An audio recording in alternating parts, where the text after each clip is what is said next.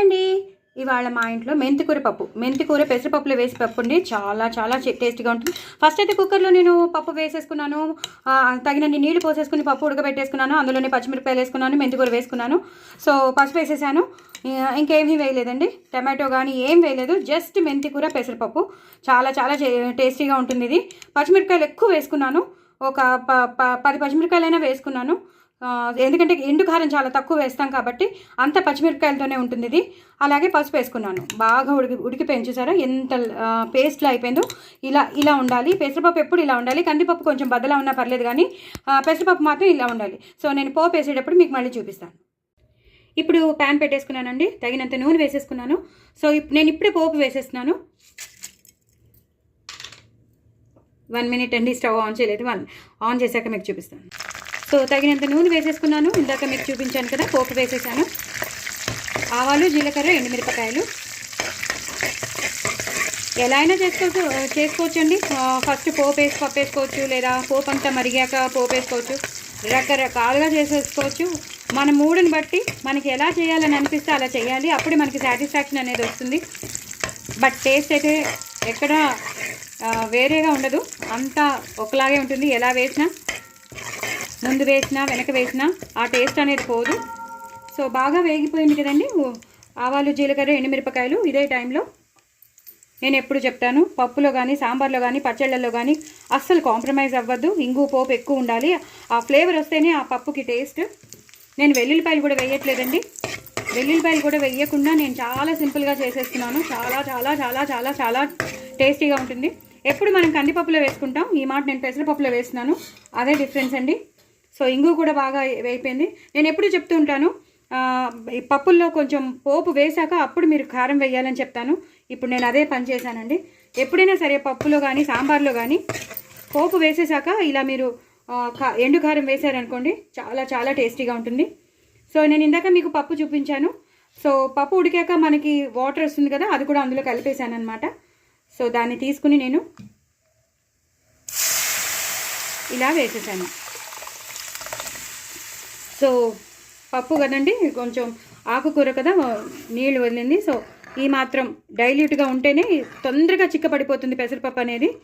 So నేను అందుకు ఇలా మొత్తం ఈ కారం అంతా ఈ పప్పుకు పట్టేస్తుంది అనమాట. మనం వేసుకున్న కారం కానీ, అలాగే పోపు కానీ ఈ పప్పుకి బాగా పట్టేస్తుంది. అలాగే ఇంగు ఫ్లేవర్ కూడా చాలా ఈజీగా ఈ పప్పుకు పట్టేస్తుంది. ఆ మెంతికూర పప్పు ఇంకా చెప్పలేము, అంత టేస్టీగా ఉంటుంది. ఎప్పుడు మనం కందిపప్పులో చేసుకుంటాం, ఈ మాట మాత్రం నేను పెసరపప్పులో చేశాను. సో కొంచెం హైలో పెట్టుకోండి, లేదా మీడియంలో పెట్టుకోండి. చాలా చాలా టేస్టీగా ఉంటుంది. ఢాబాలో ఇలాగే చేస్తారండి. పోపు వేసేసాక అప్పుడు కారం వేస్తారు. సో ఆ కారం చూసారా, అది ఎక్కడ ఇంకిపోవట్లేదు, చూసారా, అలా పైకి తేలుతూ ఉంటుందన్నమాట. సో అదనమాట అసలు దాని టేస్ట్కి, దాని కలర్కి మనం చూడగానే ఇంప్రెస్ అయ్యేటట్టు చేస్తుందన్నమాట. సో అందుకు వేయాలి. ప్లస్ టేస్ట్ కూడా చాలా డిఫరెంట్గా ఉంటుంది. సో అందుకే నేను ఎప్పుడు అలా వేస్తాను. సో ఇదే టైంలో మనం ఇంకేం వేయట్లేదు. ఎక్కువ పచ్చిమిరపకాయలు వేసానని చెప్పాను కదండి. సో ఇప్పుడు తగినంత ఉప్పు వేసేసుకోవాలి. పప్పు కాబట్టి నేను ఇంకా తగ్గించేశాను. మీకు రుచికి తగినంతగా మీరు వేసేసుకోండి. సో ఒక బాయిల్ వచ్చేస్తే మనం ఇంకా అయిపోయినట్టే పప్పు అంతా. మనం ఇప్పుడు కరివేపాకు, కొత్తిమీర వేసేసుకోవచ్చు. మెంతికూర పప్పు చాలా బాగుంటుంది. మెంతికూర చాలా మంచిది, మెంతులు మంచివి. షుగర్ పేషెంట్స్ ఎవరైనా ఉంటే షుగర్ పేషెంట్స్కి చాలా మంచిది. షుగర్ పేషెంట్సే కాదు, అందరికీ మంచిది. సో హెయిర్ గ్రోత్కి చాలా మంచిది. అలాగే మనకి ఏమైనా ప్రాబ్లమ్స్ ఉంటే, కొంచెం డైజెషన్ ప్రాబ్లమ్స్ ఏమైనా ఉంటే మెంతులు మంచిది. సో ఇలా చేసుకుంటూ ఉండాలండి. చాలా చాలా విరివిగా మనం ఆకుకూరలు వాడుతూ ఉంటే, బచ్చల కూర కానీ, తోటకూర కానీ, ఇలా మెంతికూర కానీ, పాలకూర కానీ, గోంగూరలో చాలా ఐరన్ కంటెంట్ ఉంటుంది. బచ్చల కూరలో చాలా ఐరన్ ఉంటుంది. మొత్తం ఆకుకూరలో అన్నిట్లోనూ ఉంటుంది. విటమిన్ ఏ కూడా చాలా ఉంటుంది. సో ఇలా ఒక్క మరుగు వచ్చాక మీకు మళ్ళీ చూపిస్తాను. చూసారు కదా, బాగా మరుగుతోంది. నేను పప్పు ఉడకబెట్టేటప్పుడు నేను కారం కూడా వేయలేదండి. ఓన్లీ పసుపు, పచ్చిమిరపకాయలు, పప్పు ఉడకబెట్టేశాను అంతే. అసలు ఎండు కారం అనేది వేయలేదు. ఇందాక పోపులో వేసినప్పుడే అది కూడా చిన్న స్పూన్తో 1 స్పూన్ వేసేసాను ఫుల్గా. అదేనండి, ఇలా ఎల్లో కలర్లో ఉండాలి పప్పు అనేది, ఎల్లో కలర్లో ఉండాలి. చాలా చాలా టేస్టీగా ఉంటుంది. సో మనం చక్కగా వెల్లుల్లిపాయలు కావాలి, మాకు ఆ ఫ్లేవర్ లేనిదే మేము తినలేను అన్నవాళ్ళు వెల్లుల్లిపాయలు వేసుకోవచ్చు. నేను వేయలేదు. కావాల్సిన వాళ్ళు వేసుకోవచ్చు. వెల్లుల్లిపాయ పోపు వేసినా కూడా చాలా చాలా చాలా చాలా టేస్టీగా ఉంటుంది. తప్పకుండా వేసుకోండి. ఒకవేళ వేసుకోవాలన్న వాళ్ళు వేసుకోండి. నేను ఇవాళ వేయలేదు, మీరు కావాలంటే వేసుకోవచ్చు కూడా. ప్రతి పప్పులోనూ మనం వెల్లుల్లిపాయ పోపు లేకుండా అవ్వదు. సో వేసుకోవచ్చు. వేసుకోము మాకు ఇష్టం లేదన్న వాళ్ళు స్కిప్ చేసేయచ్చు, ఇలా చేసేసుకోవచ్చు. సో అచ్చంగా ఇంకా టమాటో కూడా వేయకుండా హ్యాపీగా పెసరపప్పు, మెంతికూర, తగినంత మెంతికూర వేసేసుకుని ఇలా చేసేసుకోవాలి. చాలా చాలా టేస్టీగా ఉంటుంది. ఇప్పుడు మరిగిపోతుంది కదండి, ఇదే టైంలో తగినంత కరివేపాకు, అదే కొత్తిమీర. నేను చెప్పాను కదా ఎక్కువ కొత్తిమీర ఉండాలి, అలాగే కరివేపాకు ఉండాలి. ఈ కరివేపాకు, ఈ కొత్తిమీర అనేది దీంట్లో బాగా కలిపేసేసి మరిగిపోవాలన్నమాట. ఆ ఫ్లేవర్ అంతా, ఆ కొత్తిమీర ఫ్లేవర్, ఆ కరివేపాకు ఫ్లేవర్ మొత్తం దీనికి పట్టేస్తుంది.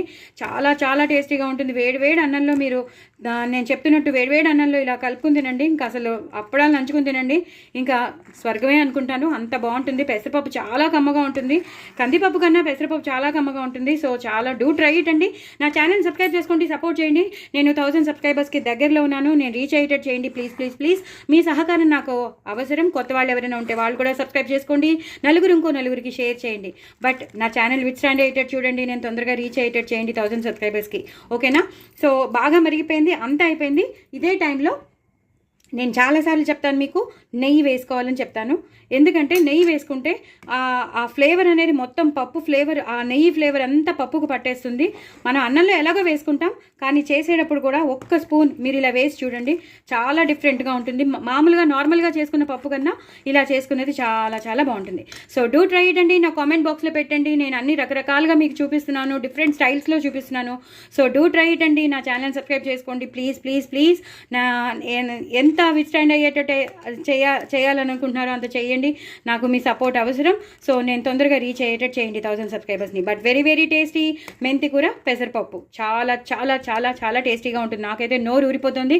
నేను తొందరగా అన్నం తినేస్తాను. మీరు కూడా చేసుకుని తొందరగా అన్నం తినేసేయండి, ఎంజాయ్ చేయండి. బాయ్ అండి.